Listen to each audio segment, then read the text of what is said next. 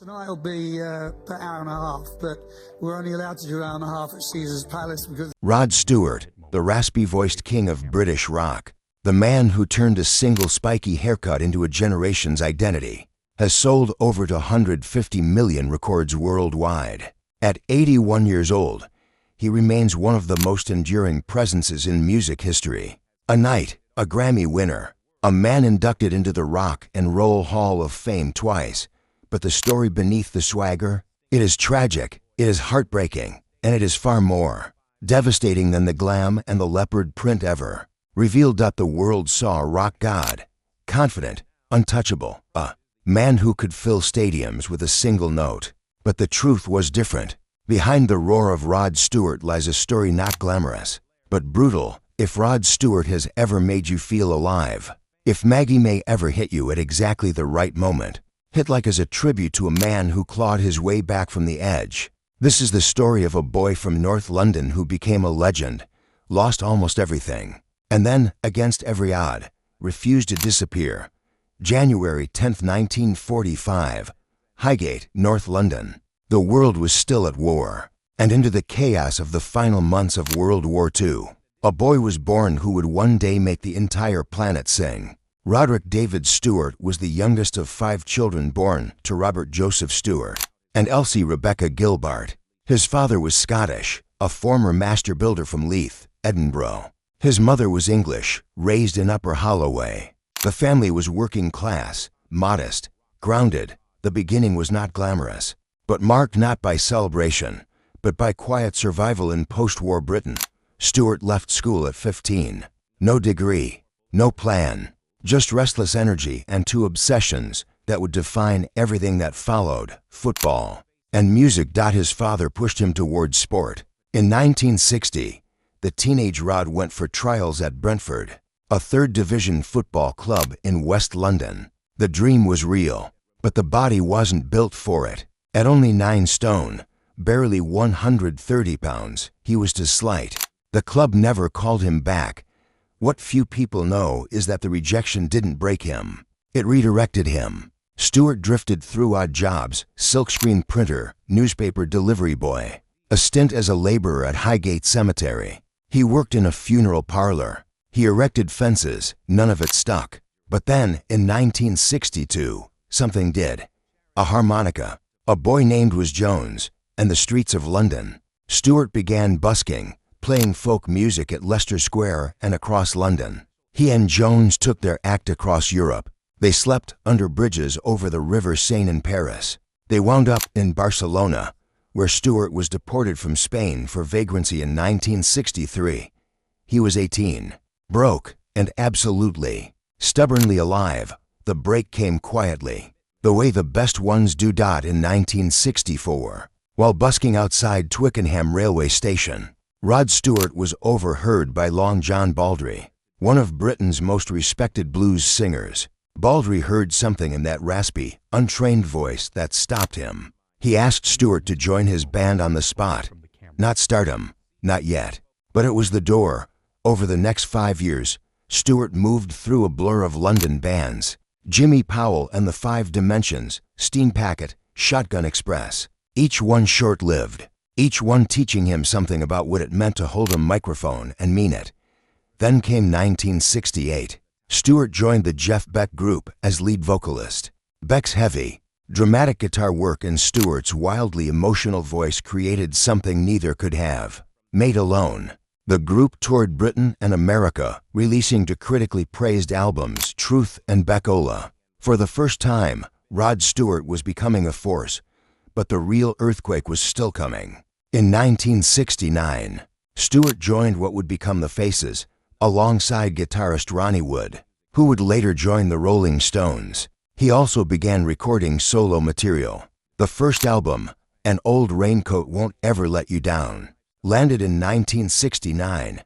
Modest, a warm dash up. Then came 1971, and everything changed. Suddenly, forever. Every Picture Tells a Story dropped in May 1971. It was Stewart's 3rd solo album, and it became one of the most important records in rock history. The album hit #1 simultaneously in both Britain and America. The single Maggie May did the same. It was the first time in history that an artist had achieved that feat in both countries.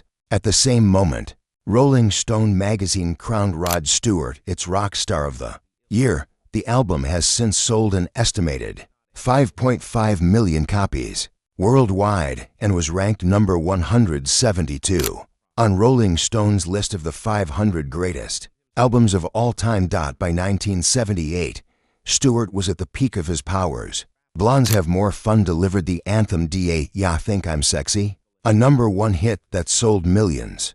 The album itself went on to sell over 3 million copies in the United States.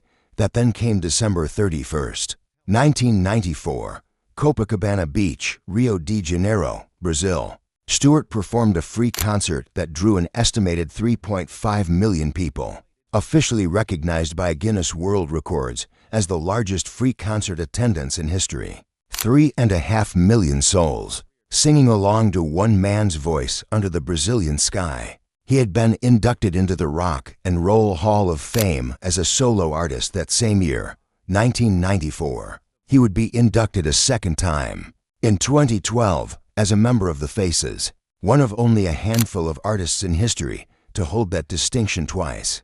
This is where the glitter falls away. This is where the real Rod Stewart stands, stripped of everything except the truth. The child he could not keep. It began before the fame. Before the stadiums. In 1963, Rod Stewart was 17 years old. He was dating an art student named Susanna Boffey. She became pregnant. Stewart was, by his own account, absolutely broke, a busker with no income, and no future he could see clearly enough to promise to a child. The baby, a girl, was born on November 6, 1963. Her name was Sarah Streeter. Stewart did not raise her. The child spent her first 5 years in foster care in children's homes before being adopted at age 5 by Gerald and Evelyn Thubron. It is heartbreaking when a man looks back on the single most painful decision of his young life and knows there was no right answer, only survival. Sarah did not learn the identity of her biological father until she was 18. She discovered that the poster on her bedroom wall, the rock star she had idolized, was her father. The revelation was shocking, a rupture in everything she understood about herself. Rod and Sarah met briefly in the 1980s, but the relationship fizzled. Years passed in silence. It was not until 2007, after the death of Sarah's adoptive mother from a stroke, that father and daughter truly began to reconnect. Stewart has since publicly acknowledged Sarah as his eldest child and spoken openly about the guilt that followed him across the decades. The voice that almost disappeared. In May 2000, Rod Stewart was diagnosed with thyroid cancer. He had gone in for a routine scan. Doctors found a lump on his thyroid gland. Stewart himself described the moment simply: it was a terrible shock. He went into total silence for days. The surgery happened fast. Within 2 days of the biopsy, he was back in hospital, admitted under a false name to keep the press at bay. The tumor was removed. No chemotherapy was needed. On paper, it was a success, but the aftermath was devastating in a way no one had anticipated. Stewart woke up and could not sing, not a note. The surgery had torn through the muscles of his throat. The voice that had sold to 150 million records, that raspy, unmistakable instrument, was simply gone. For 6 months, Rod Stewart could not sing. He would try to begin a phrase, "Wake up, Maggie," and it would vanish mid-sentence. The frustration was crushing. A singer without a voice is not a singer at all. It took months of painstaking work, singing coaches, daily practice, before the voice began to return. When it did, Stewart felt something remarkable. The voice had actually come back stronger. But the cancer story was not finished. The second battle.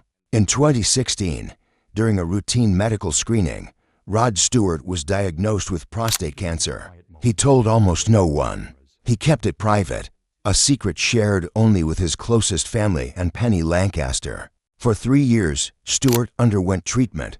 Quietly, he continued to tour. He refused to let the world see him as anything other than what he had always been. In 2019, at a charity fundraiser for the Prostate Project, Stewart told the audience the truth. He was in the clear. Early detection had saved his life. And then he turned to the men in the room and delivered a message. That became one of the most quoted lines of his later career.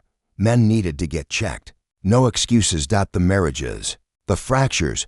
Behind the rock star mythology lies a personal life that was, for decades, unstable. His first marriage, to Alana Hamilton in 1979, ended in divorce in 1984.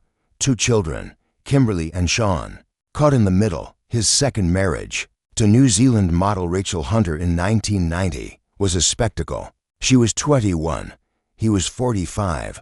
By 1999, they had separated after 2 children and 9 years together. The divorce dragged on until 2006 and cost Stewart a fortune. And through it all, through the divorces, through the cancer, through the scrutiny, the guilt over Sarah lingered, a wound that fame could not cauterize, the vocal collapse. What few people know is that before the thyroid cancer, Stewart's voice had already begun to fail. In the late 1980s, his legendary rasp started to deteriorate. To keep performing, he turned to corticosteroids to reduce swelling in his vocal cords. They worked, for a time, but the dependency grew. At one point, the intensity of the medication led to a ruptured stomach lining, mid-concert. The body was fighting back. It is heartbreaking when the very thing that made you extraordinary begins to destroy you from the inside. At 81 years old, Sir Rod Stewart is not finished. He is married to Penny Lancaster, a model, television personality, and fully qualified special police constable with the City of London Police. They wed on June 16, 2007, at La Trevara near Portofino, Italy. They have 2 sons, Alistair, born 2005, and Aidan, born 2011. Their home is Durrington House, a Grade 2 listed property in Essex, England. His net worth is estimated at $300 million, including a landmark $100 million sale of his entire song catalog to Irving Azoff's iconic artists group in February 2024. The sale covered his solo work, his recordings with the Faces, and his time with the Jeff Beck Group.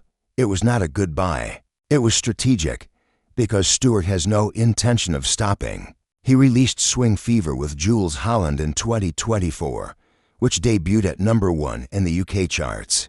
He continues to tour. His Las Vegas residency at the Coliseum at Caesar's Palace has become one of the most celebrated in the city's history, with over 100 shows performed. He is a grandfather now. His daughter Kimberly has a child with actor Benicio del Toro. His son Liam welcomed a son in 2023 and a daughter in 2025.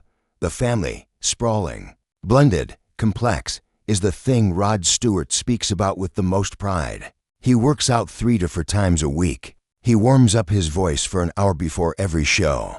He is disciplined in a way the young, wild Rod of the 1970s never was. And he has reconciled, as much as 2 people can, with Sarah Streeter. Father and daughter now call each other by those words. It took decades, but it happened. At 81, Rod Stewart stands as proof that the loudest voices sometimes carry the deepest wounds. From Highgate, North London to the stages of Rio de Janeiro. From sleeping under bridges in Paris to selling out the Coliseum in Las Vegas. From a boy who couldn't keep his own daughter to a grandfather who finally learned what family truly costs. He has been broken by cancer twice. He has been silenced by the very surgery that saved his life. He has been stripped of his voice, his marriages, his peace. And every single time, he came back, not because he was invincible, but because he refused to be finished. If this story touched your heart, leave a tribute below. Share a moment when Rod Stewart's voice reminded you that survival, real, scarred, stubborn survival, is the most powerful song anyone can sing.